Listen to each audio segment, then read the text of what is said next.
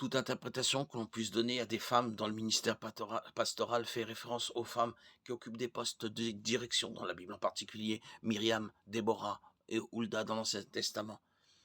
Il est vrai que ces femmes ont été choisies par Dieu pour un service spécial pour lui, et qu'elles sont des modèles de foi, de courage et bien sûr de leadership. Cependant, l'autorité des femmes dans l'Ancien Testament n'est pas pertinente pour la question des pasteurs dans l'Église.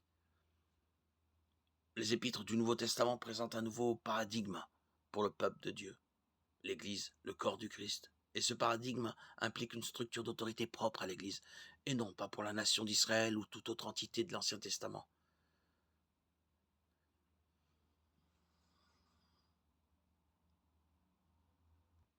Dans Acte 18, Priscille et Phébé sont présentés comme des ministres fidèles pour Christ. Au verset 18, le nom de Priscille est mentionné en premier, ce qui suggère à certains qu'elle était plus éminente dans le ministère que son mari.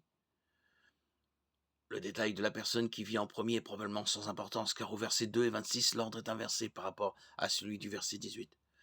Priscille et son mari ont-ils enseigné l'évangile de Jésus-Christ à Apollos? Oui, dans leur maison. Ils lui expliquèrent plus exactement la voie de Dieu. Acte 18, 26. La Bible dit que Priscille a été pasteur d'une église et a enseigné publiquement et est devenu chef spirituel d'une congrégation de saints. Non, elle ne dit pas ça. Pour autant que nous le sachions, Priscille n'a pas été impliquée dans une activité ministérielle, en contradiction avec 1 Timothée de 11-14.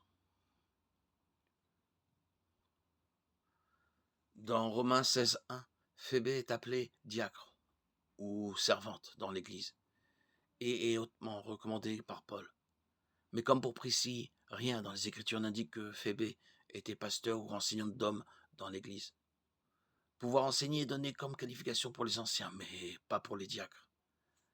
1 Timothée 3-1, Tite 1-6-9.